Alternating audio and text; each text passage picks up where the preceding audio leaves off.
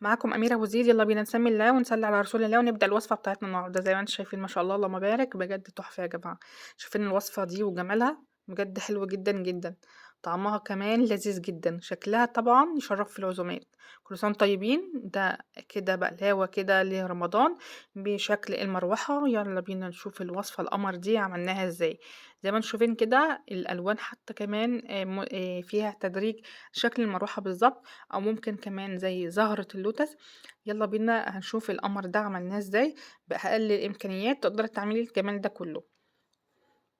معايا هنا لفة من الجلاش اللي هي نص كيلو.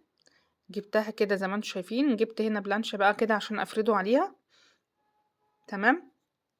هجيب ورق الجلاش وهاخد منه ورقتين بالظبط. معايا هنا بقى سمنة.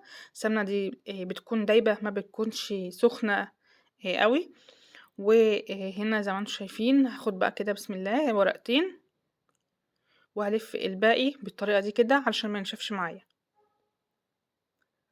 ابدأ افتح الطبقتين دول، وهجيب بقى هنا الفرشة بتاعتي كده وهمسح بالسمنة كده لورق الجلاش كده. هوزع بالطريقة دي. تمام. انا هنا الورق الجلاش عاملاه بالعرض. هفرد الطبقة التانية زي ما قلت لكم الورقة بالعرض، وهقسمها 3. هنشوف ال3 كده يكونوا اي قد بعض بالشكل ده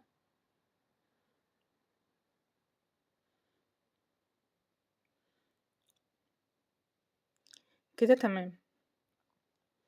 هاخد كده واحدة من اللي احنا قسمناها دي، وبرضو هدهنها كده بالسمنة واوزعها، وهبدأ كده اعمل شكل المروحة زي ما احنا كنا بنعملها كده واحنا اطفال صغيرين بالشكل ده. بحاول ان انا اخلي الشكل مظبوط علشان لما احطها في الفرن وتطلع تبقى برضو شكلها مظبوط. تمام كده. سهلة جدا اهيت وبسيطة. تمام كده. بفرد كده وبظبط الورقة بتاعتي. بجيب هنا بقى علشان اثبتها كده، بجيب هنا خلة بتاعت الاسنان، وبعمل اشبكهم الاتنين مع بعض. شايفين شكلها تحفة. هجيب هنا بقى الخلة كده. تمام كده. انا مش بنزل في الطرف، انا مش بدخلها في الطرف قوي، انا بطلع فوق شوية كده وبحطها، وببدأ افرد كده شكلها واخلي شكلها تكون متناسق كده ومظبوط. تمام كده. شايفين شكل المروحة القمر دي. تعالوا نعمل بقى واحدة كمان.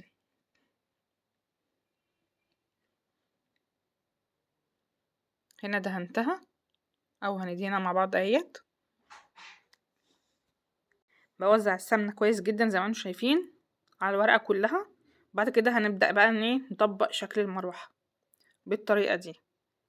تمام كده. واحدة طالعة واحدة نازلة بالطريقة دي كده، وبخلي الورق بتاعي يكون مظبوط بالطريقة دي. هنجيب بقى الخلة ونحطها عشان تثبت لي الشكل، وفي صينية مدهونة بسمنة كويس جدا. وهبدأ ارص بقى هنا المراوح بتاعتنا بالطريقة دي. بحاول كده اخلي الشكل بتاعها مظبوط عشان برضو لما تستوي تاخد الشكل اللي هي دخلت عليه. دهنت هنا الصينية ورصيتهم زي ما انتم شايفين كده. بجيب بقى هنا برضو بالفرشة كده، بحاول ان انا اسقسق حاجة بسيطة بالسمنة لحس ان هي الورق اللي انا حاسة ان هي ما فيهاش كويس، ببدأ بس هنا ازودها شوية. بدخلها على فرن درجة حرارته 180 على الشبكة. برفعها فوق، مش بخليها للنص، لا انا برفع الشبكة فوق علشان الجلاش بتاعي يفضل مقرمش معايا. بعد ما اخد اللون الحلو ده بسيبه لما يهدى، وبعدين بشيل منه الخلة بالطريقة دي. بكون مجهزة معايا شربات او سيرب بيكون بارد. بحط هنا كوباية السكر، عليها كوباية الا ربع مية، وبحط نص عصير ليمونة، وبخليهم يغلوا مع بعض. وبعد كده بطفي النار، او انا ببدأ الاول بالسكر والمية يغلوا على النار، وبعد كده بسيبها حوالي 3-4 دقايق، وببدأ هنا انزل بعصير الليمون.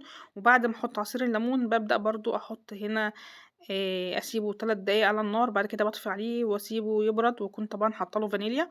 باحط اللي هو الجلاش أو البقلاوة بتاعتنا في السيرب البارد، وبازينها زي ما أنتم شايفين كده ب الفستق المجروش. جربوا الوصفة وقولوا رأيكم فيها. كل سنة وأنتم طيبين. كانت معاكم أميرة أبو زيد. باي باي.